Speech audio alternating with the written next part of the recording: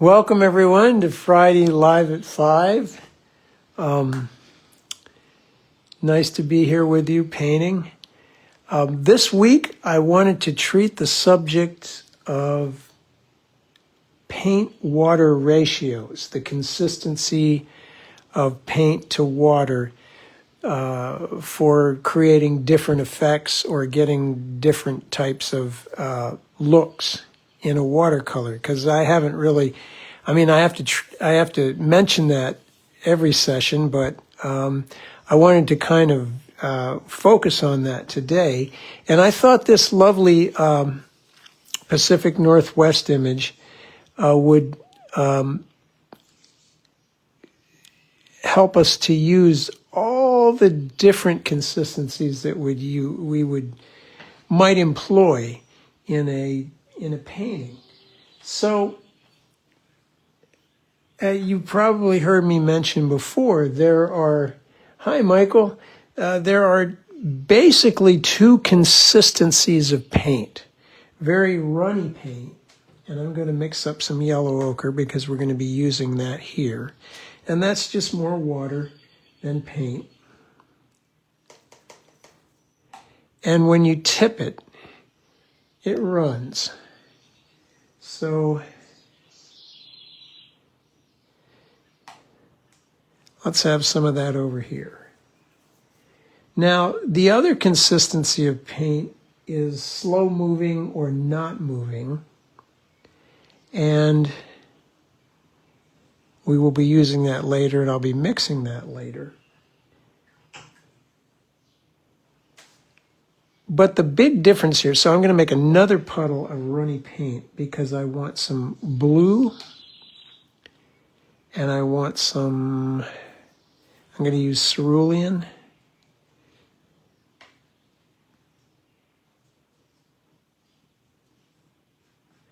You can see both of these are runny, and if I'm careful, I won't mix them.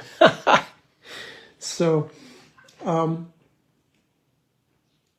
two consistencies of paint sounds simple enough, right? But when we apply paint to the paper, the paper has some wetness too, and that will then affect the consistency of the paint that we put on it. So we have to, as watercolorists, we have to be extremely mindful of the condition of the paper as well as the consistency of the paint that we're putting on it. And I'm going to mix up a little extra. It never hurts, because you can always modify it later. And you can modify these mixes on the fly to change them as they go.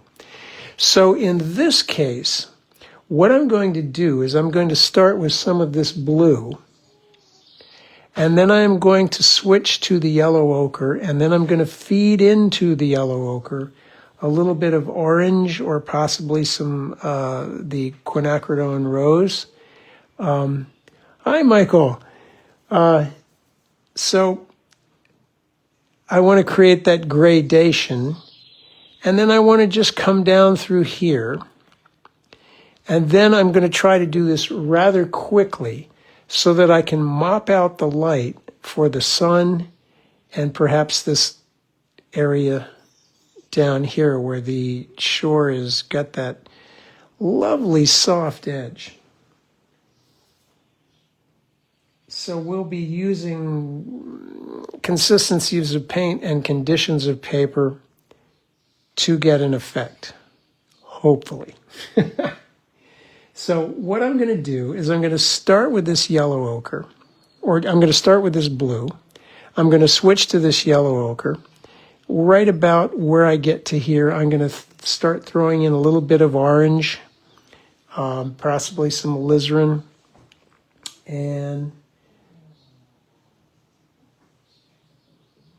might even throw in just some plain water. Water is a color for us, for watercolorists. It's an ingredient for Italian cooks. It's a color for watercolor painters. So, starting with our blue. Get a little extra, don't be shy. Laying the brush in sideways, loading it fully, paper at a 45-degree angle so that I get a bead, rinsing that.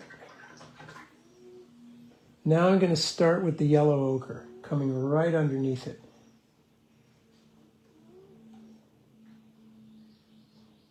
Now, you notice I didn't do any drawing because I don't know where the horizon line is going to wind up.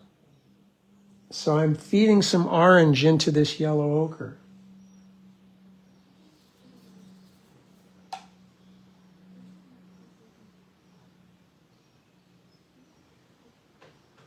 And I want to do this rather quickly. I'm going to feed some alizarin into this mix.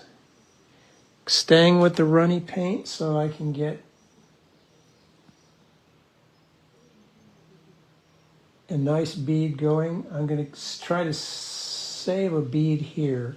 I'm going to rinse this brush really well, squeeze it out, and I'm going to try to mop right about here a sun. We'll see. Okay, here we go with this stuff. Now, I'm going to put a little more alizarin in it. And then I am going to switch to the blue again. I'm going to put a little bit of ultramarine in that. Again, a runny mix. You have to have a runny mix to create a bead. And I want the bottom to be darker than the top. I'm going to feed a little bit of Prussian into this because I want the character of the blue to change. A little more ultramarine, maybe a little bit of cad red. Ooh, maybe that's too much. Some more blue, a little bit of water. Still want to keep it runny. I want to get darker as I go. There's a little bit more pigment. So the pigment, water to pigment ratio is changing here. Let's put a little turquoise in it.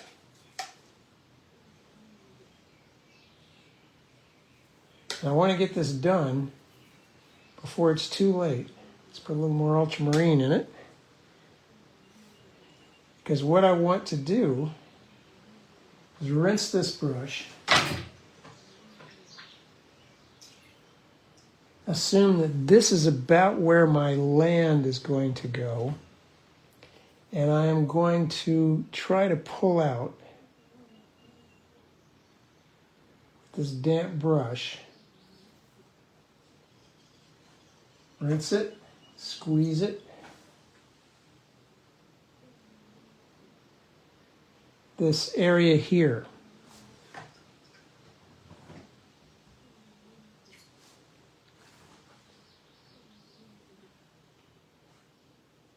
Now I'm going to damp brush, soften this edge to get that character, I hope.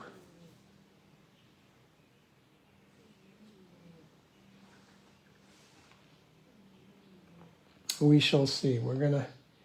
So you can see I didn't draw because I want to find out just about where my horizon is going to be. It's going to be somewhere in here, slightly cutting across that sunspot. And let's, ooh, no, we don't want that, do we? Rinse that brush better. Take that out, John.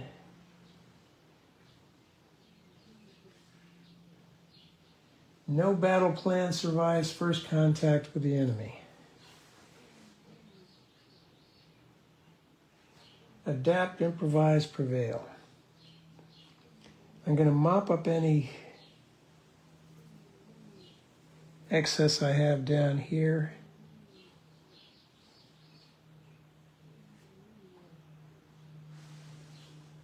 And now I think I am going to, let's see. Yeah, let's get a bigger brush that is a little bit stiffer. And this one, the Oriental. I'm going to get a little bit more of that orange. And I'm going to underpaint this landmass here and the place where it meets the water.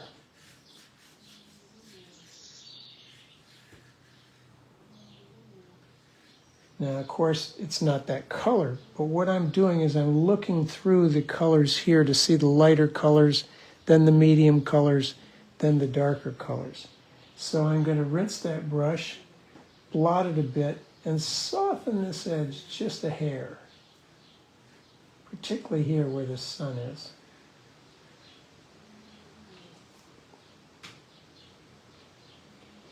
Into the ultramarine, into the blue mix, I'm going to put more ultramarine, a little bit of burnt sienna, maybe some Prussian. I'm going for darks here.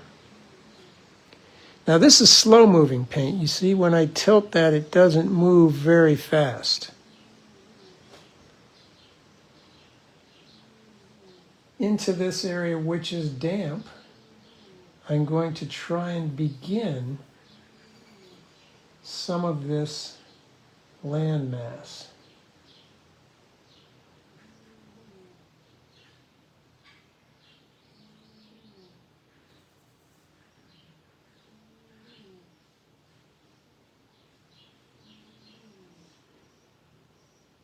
I'm going to put a little bit of it's called nickel quinacridone gold. It's a greenish color. While that's that again, slow moving paint, you can see it doesn't wiggle. Doesn't move. I am going to try to insert some greens into this mix to indicate that there are coniferous trees here.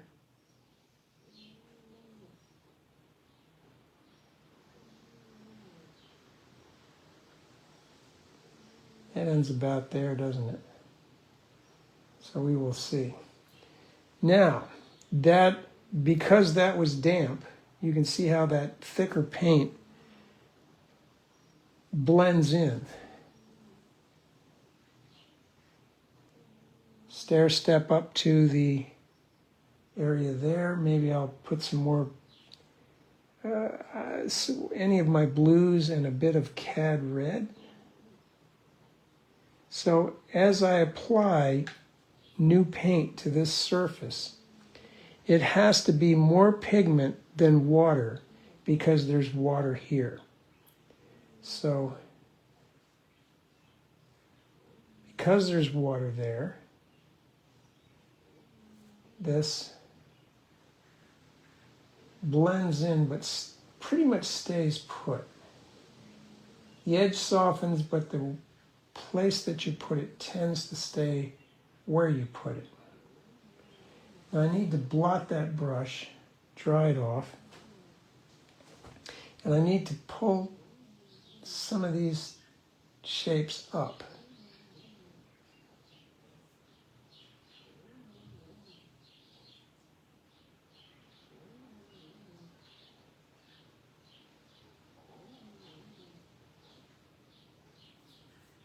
Compositional thing, I'm trying to make them all a little bit different height, a little bit different spacing.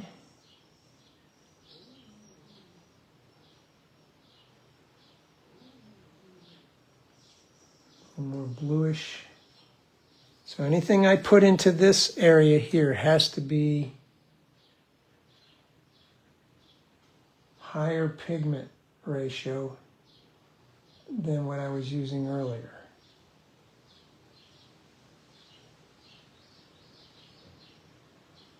Now there is a kind of a building up there. So I'm going to suggest a more geometric shape.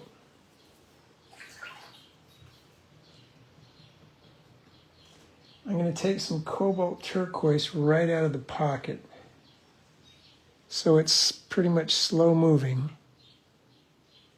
And I'm going to feed it into this damp area here to try and make that look a little further away.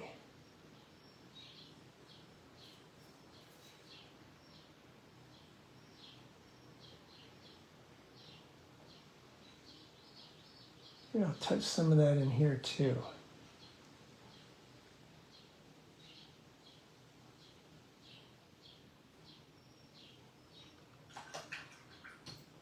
I'm using the water line here as a kind of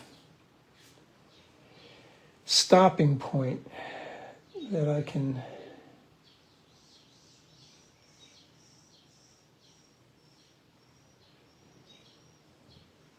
change up at.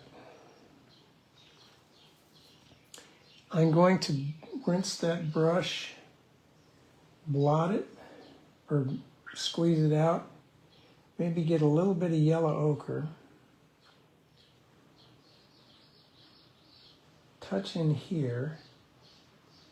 And then I'm going to try and get the lens artifact effect. Again, I rinsed that brush, squeezed it out.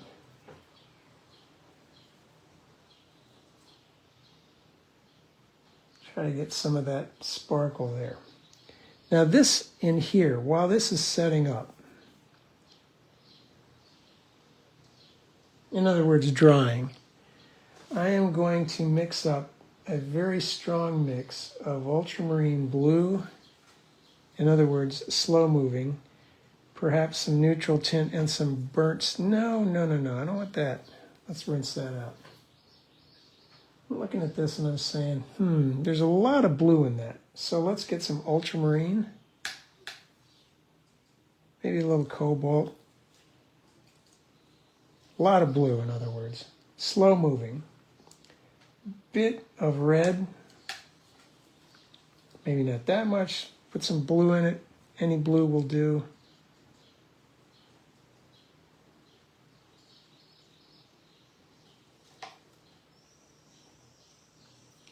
And a little bit of water. So it's slow, but I want to connect with this beaded edge here. And I want to get a lot of that in there right now. Boom, boom, boom, boom, boom, boom. Let's put a little more red down front.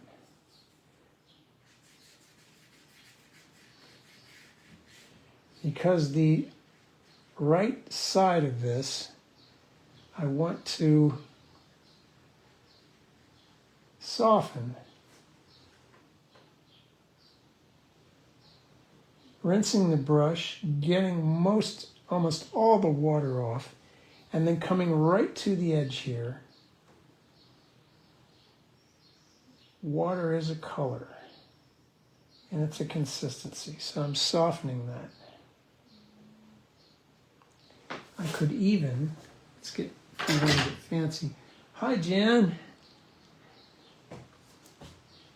Oh, let's get a bit more of that.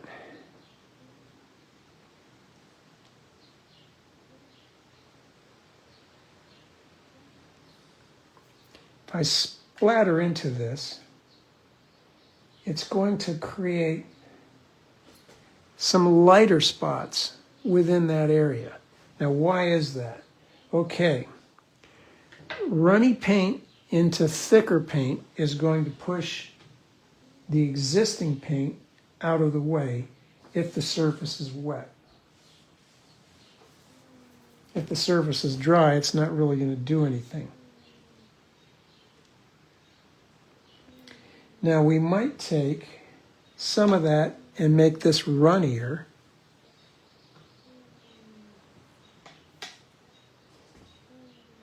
And there's like a little spit or a sandbar here.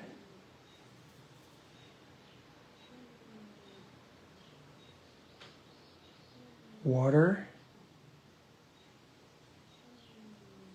Paint.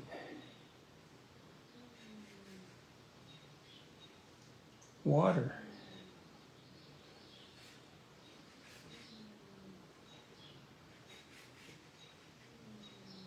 Now this edge is too hard, isn't it?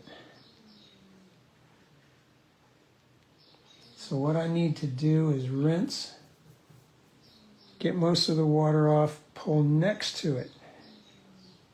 What I'm doing there is I'm putting some water over here so that the paint there can swim in this direction.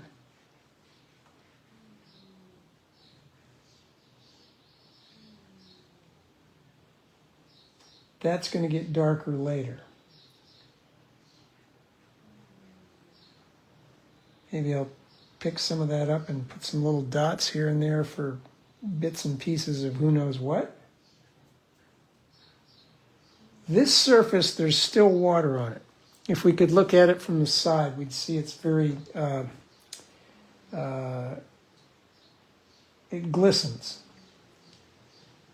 So anything I put in there, it's going to have to be thicker paint unless I want to create a light spot, in which case I use a dry brush, which will take a little bit of moisture out and pigment with it. And I'm going to try and maybe create some rocks or something there. Now right below this edge, which is very wet, I'm going to put some water and just kiss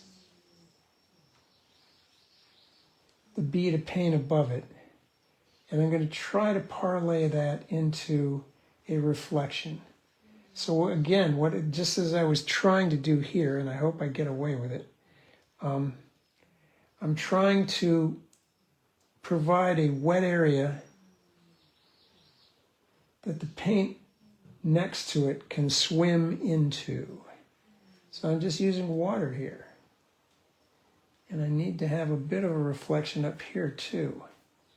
So I need some turquoise for that, don't I?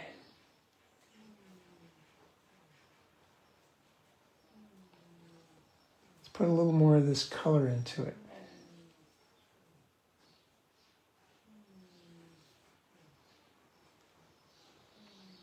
So we're starting to get to that point. There's some kind of, I want to create the spacing that looks natural. So too close, one much closer, and then further away.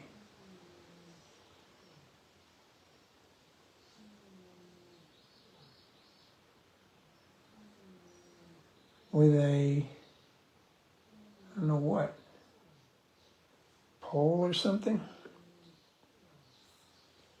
Getting some of that relatively slow-moving dark blue. Start touching that in here. Slow-moving paint into a moist, damp surface.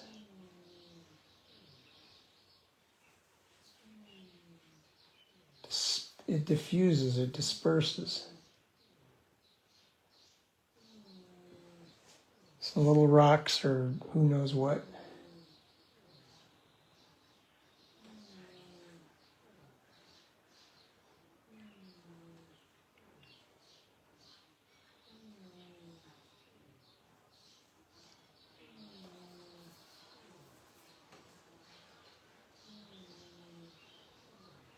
I'm going to take some of this and I'm going to splatter it maybe. When I splatter darker paint into a wet surface, it disappears.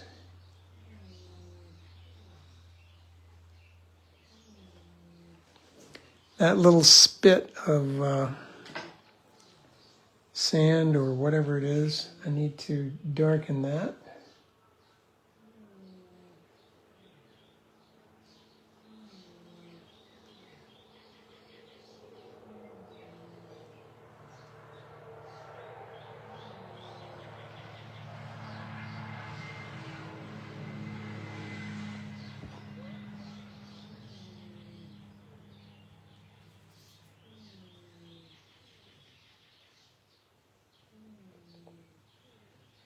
And I think we're to the point where I really need to dry this. But I do want to soften that. So I rinsed the brush, squeezed it a bit. I want to soften this some more to make it look like wet sand. Moist brush, meaning most of the paint has been, or most of the water has been squeezed out of it.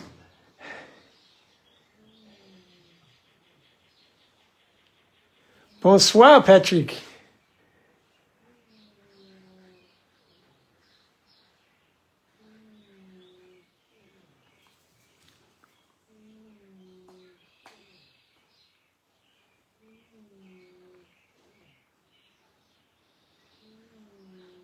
Let's dry this. Oh, wait a minute. This is still somewhat damp. We might be able to get some light spots over here if I splatter water, which, because it's very liquid, very loose, very runny,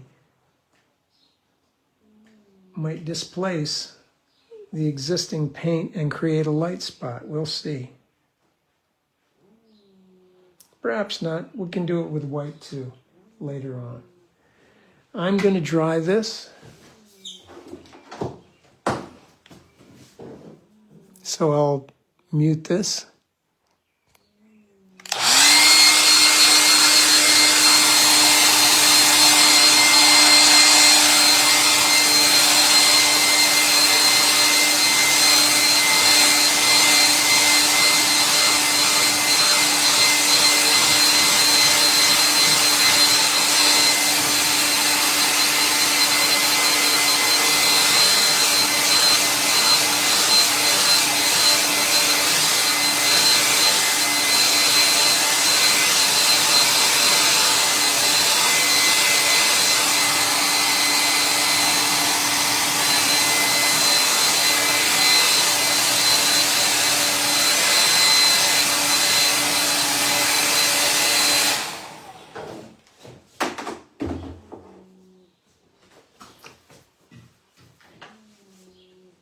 Okay.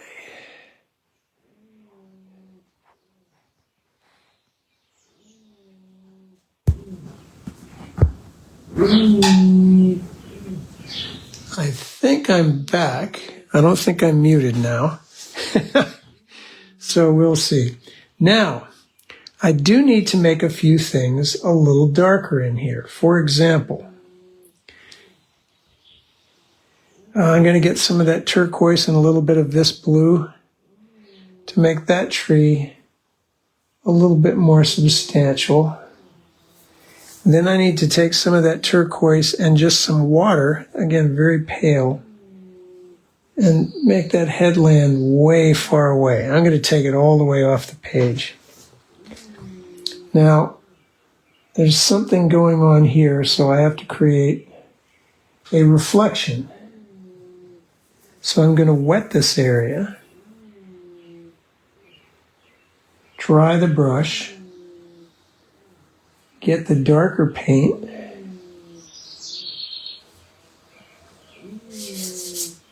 create the reflection, perhaps here too. In fact, I may make this whole area a little darker. Now that's too harsh. So what I'm going to do is rinse the brush, squeeze the water out, and bring it right to this edge. Not across it. Then I want to make some strong lines like that.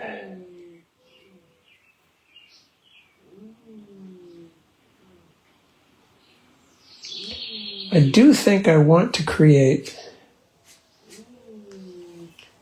so let's get some ultramarine blue. Thank you, Michael. That's kind of a hallmark of watercolor. We can do this sort of thing and get the look that pretty much only watercolor does. So there's some very dark spots in here where there's some seaweed. And then there are some things that wash up. They don't stick out. They're just very subtle.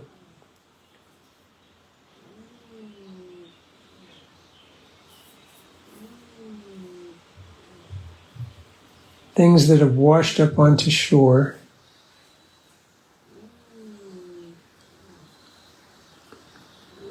There's a rock out there or something.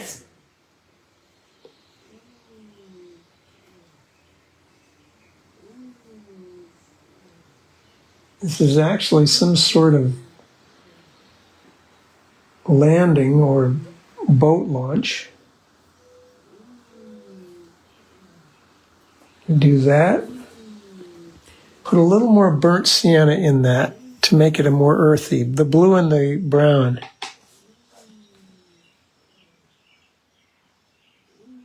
Yes, Bill. I try to stick, actually what I'm trying to do, hi Sharon, I am trying to use one brush. I'm trying to get kind of oriental about the whole situation where the oriental painters would work with pretty much one brush. So I've been experimenting and trying different types.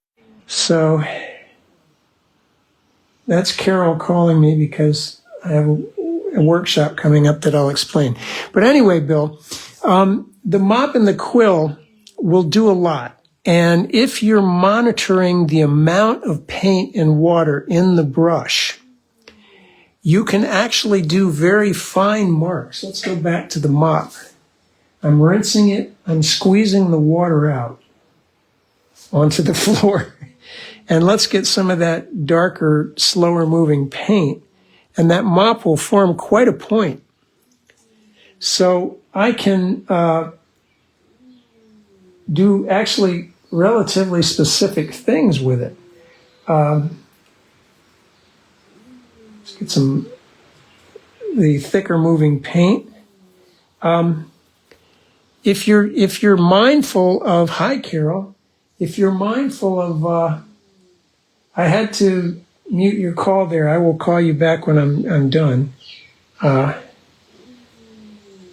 If you're mindful of the amount of water and paint that you're putting in the brush, for example, when we did the washes up here, you notice I laid the brush in at the side and there was a big puddle and I soaked up as much paint as possible. When I only want a little bit of paint on that tip, I load from the tip. So what's happening is there's paint here, but not here.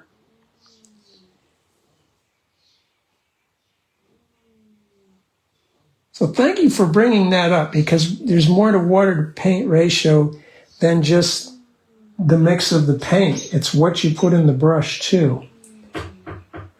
And as I was starting to say, I am trying to work towards being able to use one brush or maybe two brushes. Okay, so let's dry this. Well, I'm going to do one more thing. I'm going to get some clear water. I keep 2 jars here, or cups of water, and I'm going to try to soften a bit over here to enhance that glare effect.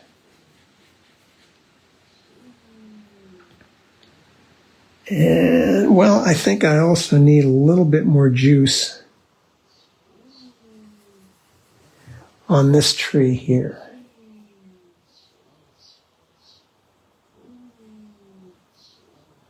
Yeah, there we go. That looks closer to what I'm wanting.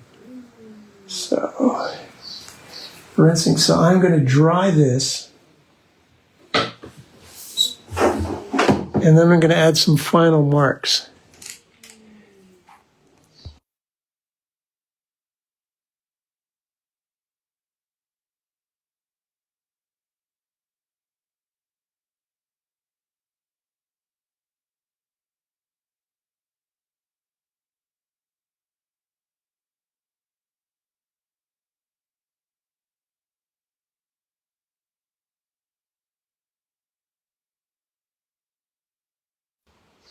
Okay, so I'm looking at this and I'm thinking this area here could be a little lighter.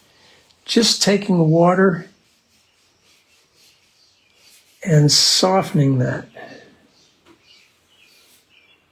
If you want to soften something in this area, make sure you're pulling water out a little farther in the other direction so that you don't wind up with a hard edge. So there's that. And now I am going to have to go to the smaller brush. Thank you, Shelley. Because what I want to do is I think this badly needs a figure or a fisherman or something like these guys. So I have a color here. It's called Holbein Lavender. And it's a very good equivalent of, for example, a white shirt in shadow. So I'm going to paint the shirt of this guy and perhaps a friend. Well, let's have the friend have light colored pants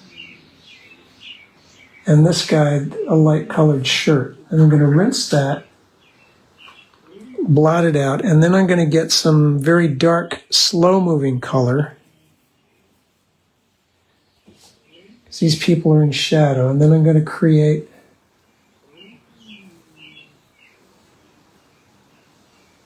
so top for that guy and a pants for this guy, and then I'm going to try and melt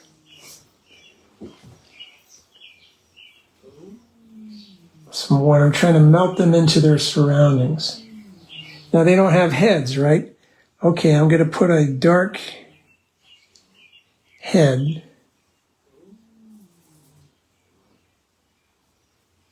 on this guy and perhaps on this fellow too.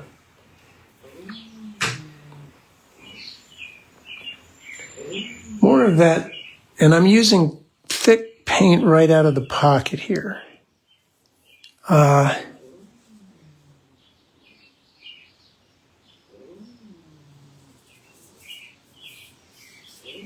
going to use cad red or maybe cad orange right out of the pocket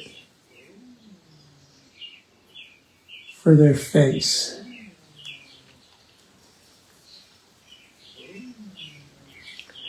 And then I'm going to have to maybe do a better job of incorporating them into their surroundings.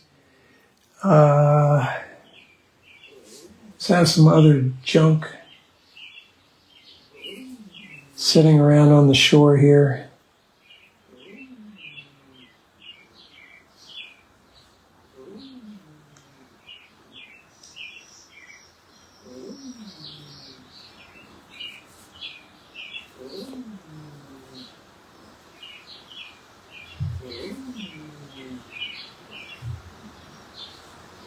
Then I'm going to have to get some white right out of the tube here. And sticking it right into the nozzle of the tube so that it's thick stuff. I'm going to put a tiny highlight on the tops of their head and shoulders. I'm also going to extend some of this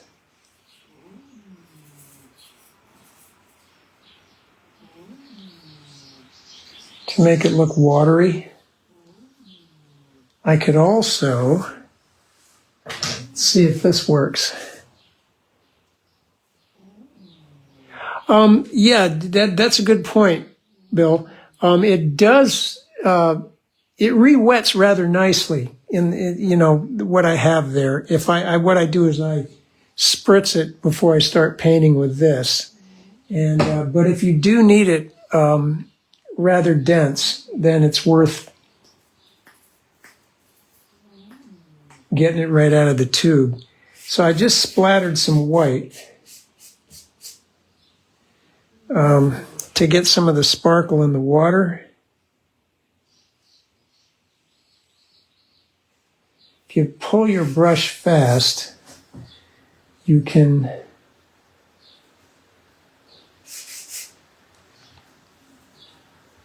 get a broken stroke on the texture of the paper,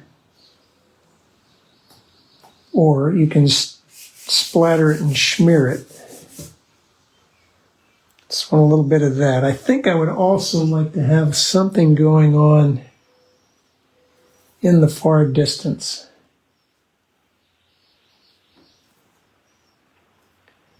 Maybe even a little bit in there. The lines will need to be thinner in the back, wider in the front.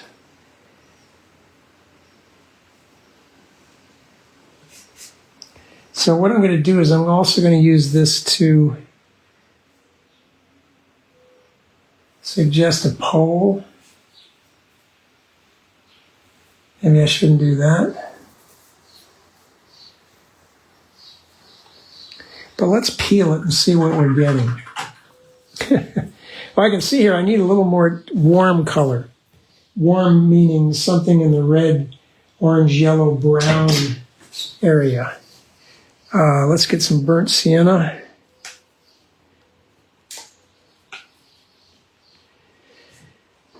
Let's get that up around here.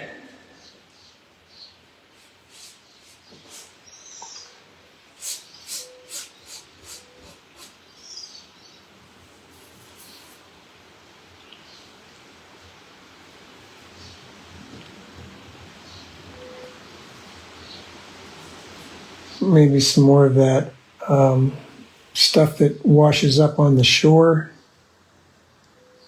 kind of thing. So let's peel it and see what we get.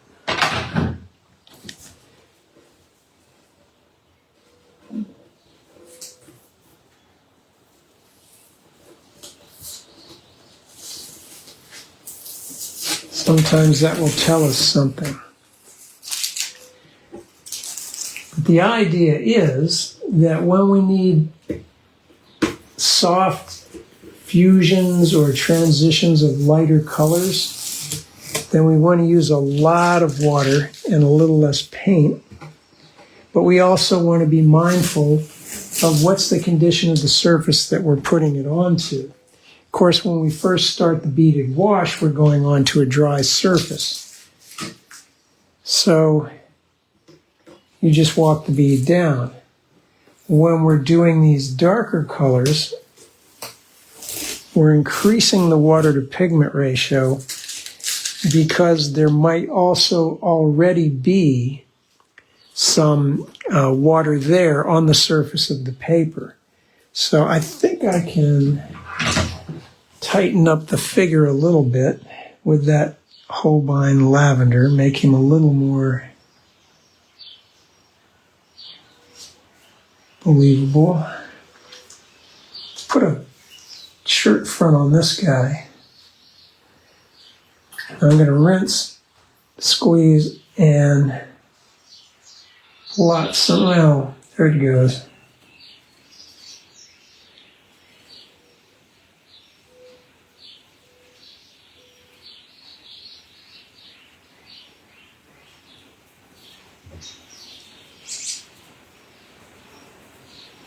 Anyway, I thought it needed a figure or something, or perhaps a few bits of flotsam and, flotsam and jetsam out here.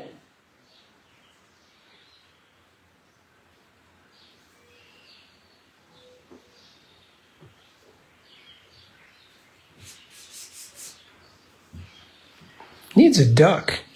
I don't think I'll put a duck in just yet. I'm going to try and suggest some rocks or something back behind here.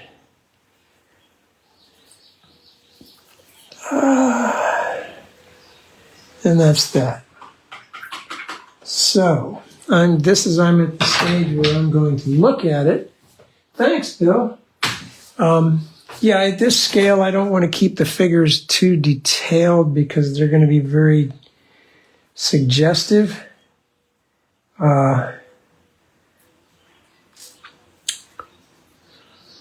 Probably could have been a little stronger in my reflections here, but well, let's see.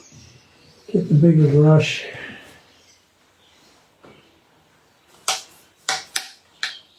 Something bluer, ultramarine.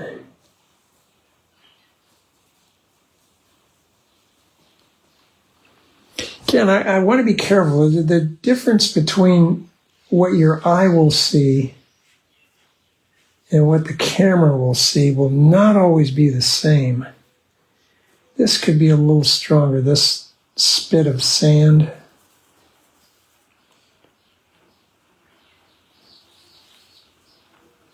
Oh, I do like that utility pole, but I don't want to put it right in the middle here. I want to put it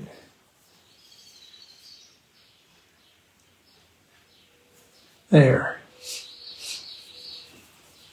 Perhaps a little bit higher.